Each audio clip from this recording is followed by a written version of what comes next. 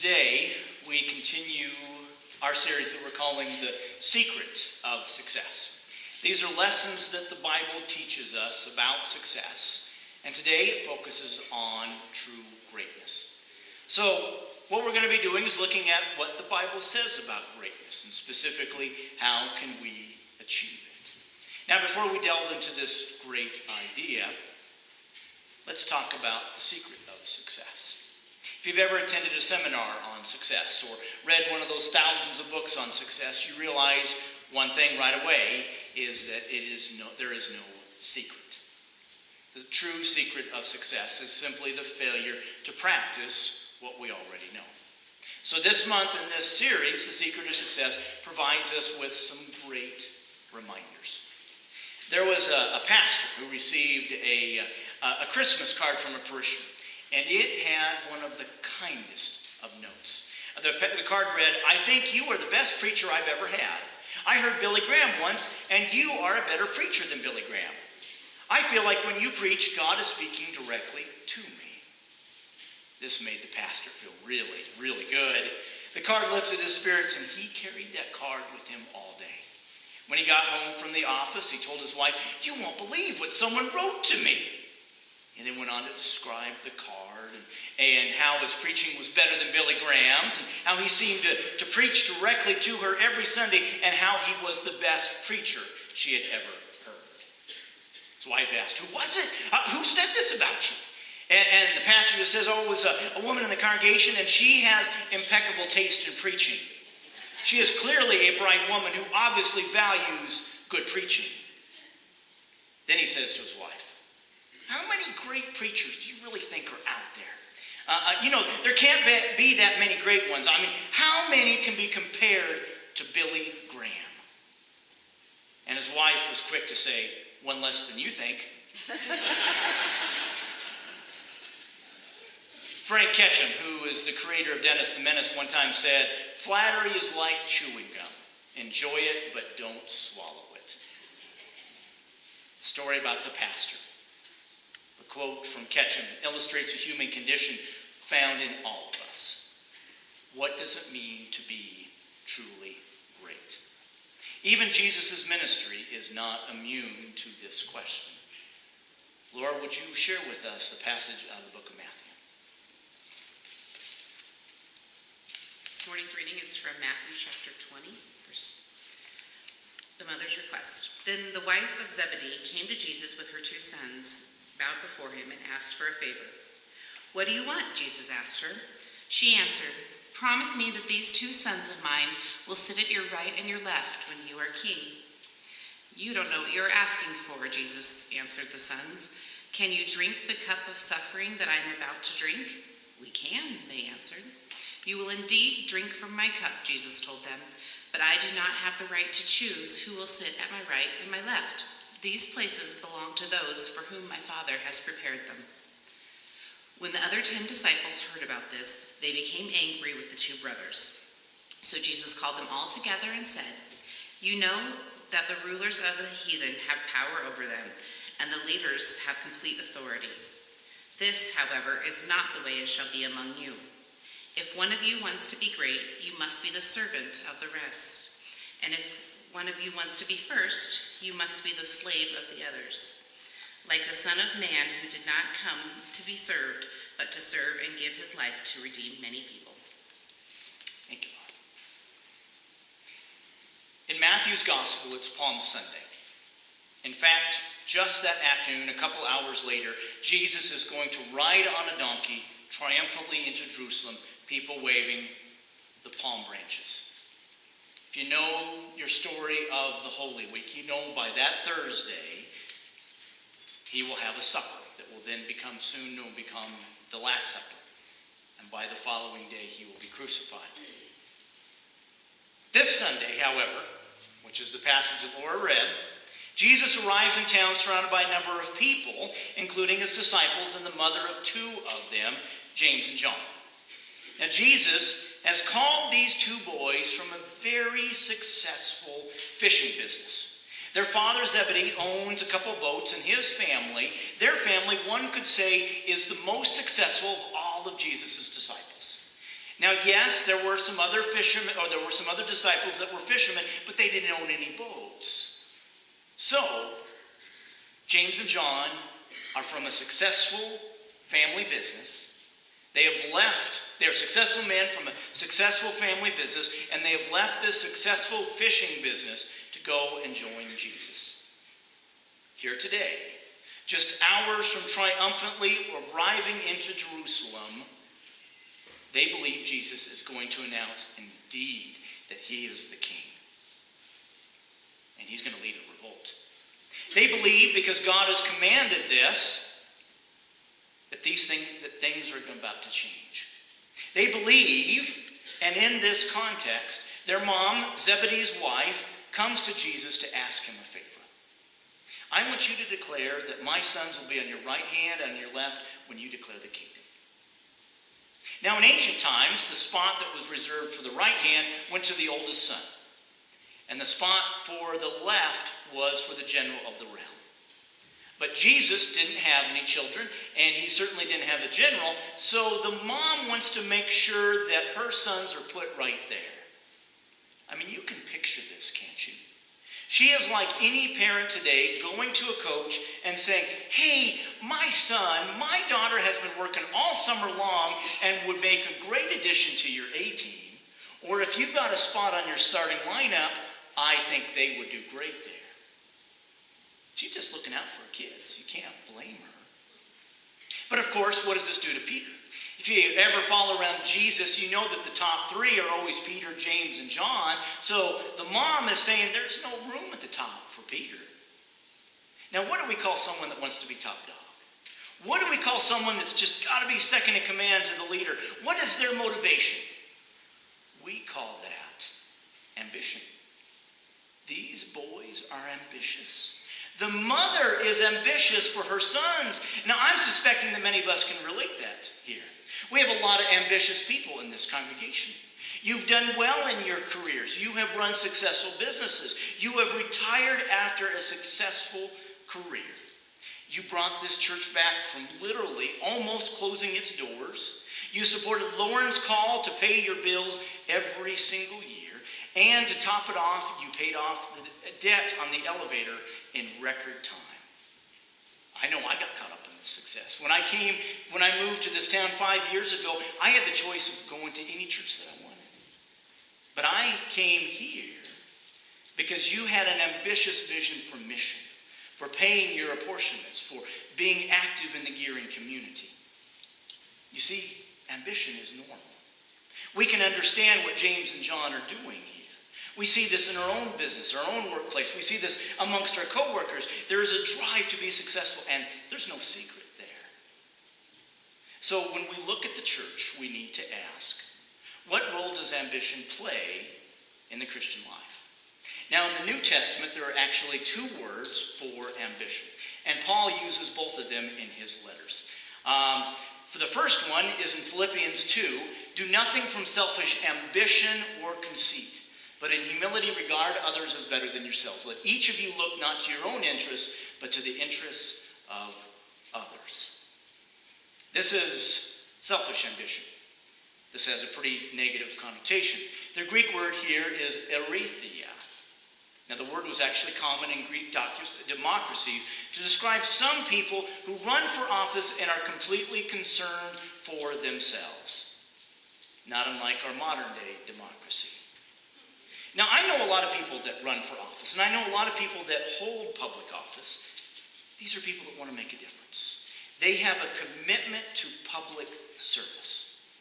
I also know that some of these people, when they are running and the election gets close, sometimes they start promising things that they don't mean, because it becomes very important to get elected. It's this ambition that takes over. And these individuals say and do things because they want to win. I can't point any fingers. I think any one of us would probably do the same if we were in it. It's humiliating to lose. And it feels wonderful to win. This is erythia. Now, Paul also uses another word for ambition. And it is found in a few key letters. And it is philotomai. in Romans 15. Thus I make it my ambition to proclaim the good news, not where Christ has already been named, so that I do not build on someone else's foundation. In 2 Corinthians, therefore, we also have as our ambition, whether at home or absent, to be pleasing to him. And 1 Thessalonians, and to make it your ambition to lead a quiet life and attend to your own business and work with your hands just as we commanded you. So, we have a good ambition and a not so good ambition. The not so good ambition is normal. It's the way we are wired. We want to win. We feel good when we win, especially when we're on the top. The other ambition is noble. Literally, the word means a deep love for the honorable or what is good. The difference is the object of ambition. Is the object my own self-glorification, my own self-advancement, or is the object the advancement of what is good, what is noble, what advances others, what honors God? I struggle with this because I want to win. I like associating with winners. And this year it has been so hard to watch Nebraska football. You know, I'm married to a counselor. And every Saturday, my wife says to me, Seth, are you okay? I still remember watching my first Husker football game. It was 1980. I was 7 years old. We were at my Uncle Gary's house. We were watching Nebraska play Oklahoma. And of course, we lost. Growing up, my dad was a banker, and we would receive lots of tickets to Nebraska games, and I saw lots of games. I watched Nebraska beat the living tar out of Kansas and Kansas State and Oklahoma State and Iowa State and Colorado and Minnesota, and even a team called the Oregon Ducks.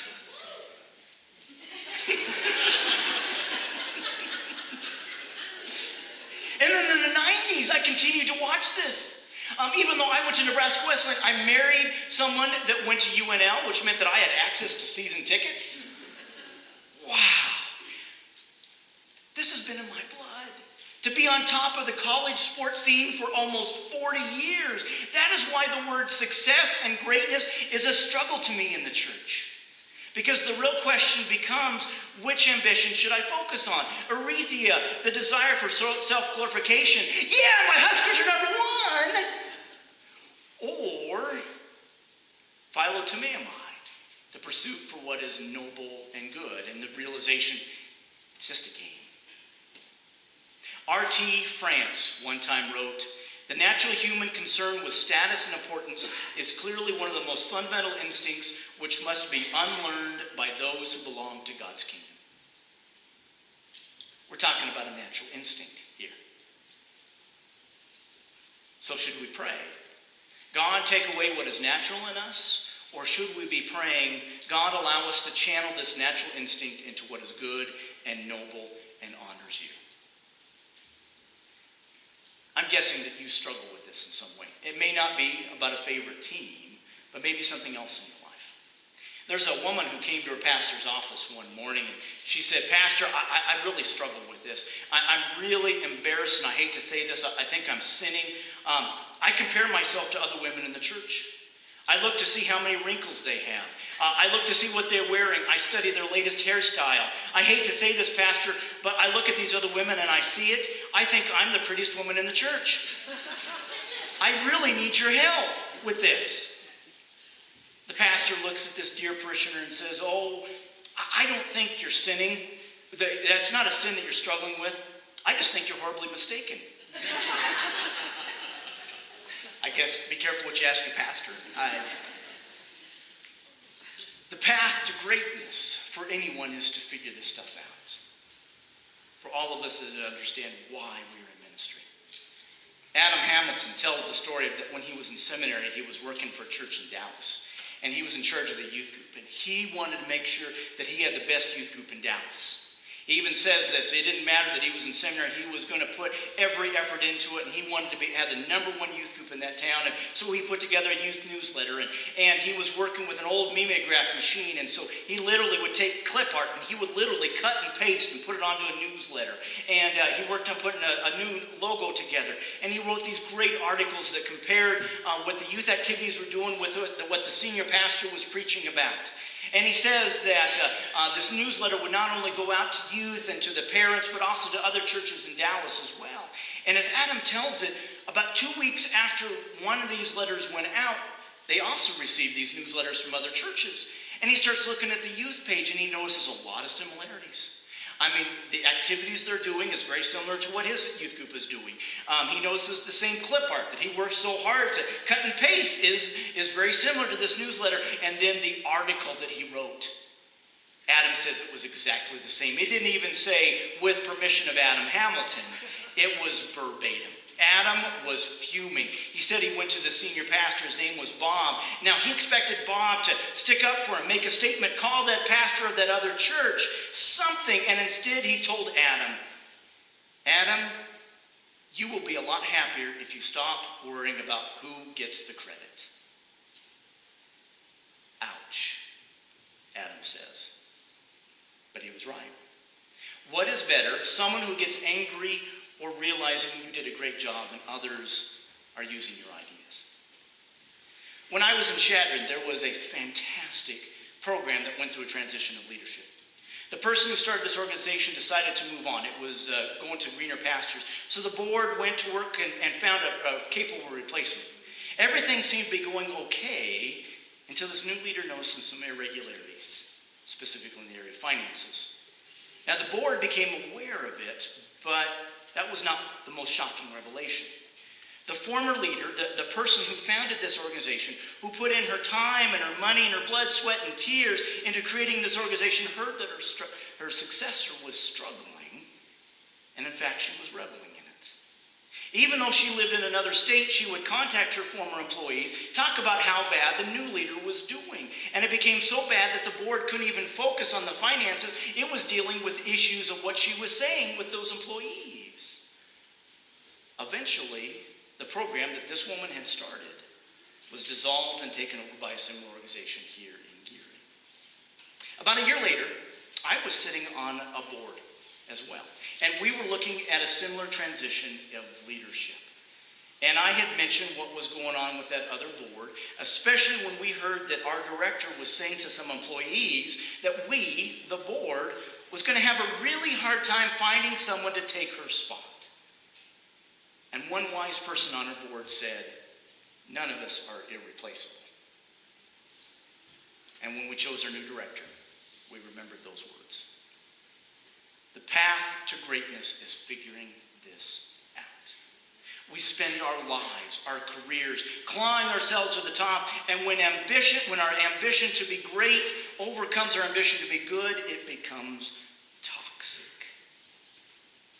Let's return to that discussion with Jesus. Remember, Jesus is there with James and John and their mom. And now remember, this is Sunday morning, and by Thursday, things are going to turn south. But by this time, they believe that Jesus is going to reveal this magnificent plan. Ushered in by heaven, a new kingdom of God, led by Jesus, who's going to lead the revolution. The Romans will be gone, the corrupt leaders will be out of the temple altogether, and the kingdom of heaven will be run by the righteous. And of course, at Jesus' right hand and left hand will be those groomed for the position. What they don't realize is the crown that he is talking about really is a crown of thorns. To the mom, he says, you don't know what you're asking. And then he turns to James and John and he says, are you able to drink from this cup? Well, this doesn't stay quiet for very long because the other disciples get wind of it. And you know what's going on here? They're jealous.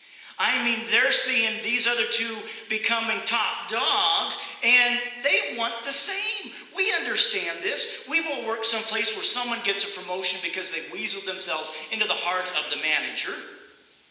Every year the appointment list comes out, and every year for 19 years I look at that list and I go, that guy and that woman is going to that church? Really? And I thought it was just in the church, but when I was in the banking industry, I thought as well. Individuals who were promoted who were not fit for the job. I understand. We understand these feelings of these disciples. They're looking at James and John and saying, you even brought your mom into this?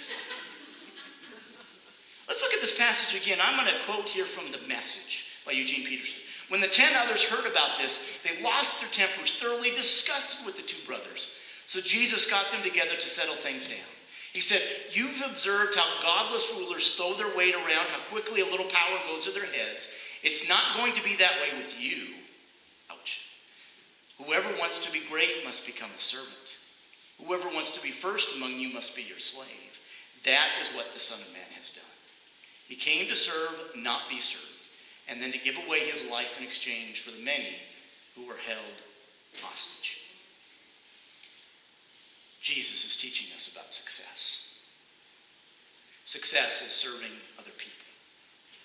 Success is the byproduct of being served by other people.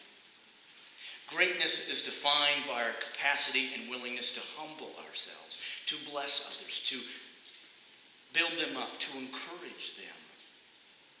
This is where we're going to find greatness. Jesus is teaching us something fundamentally true about humankind. There's a book that I highly recommend. It's called The Go-Giver Story.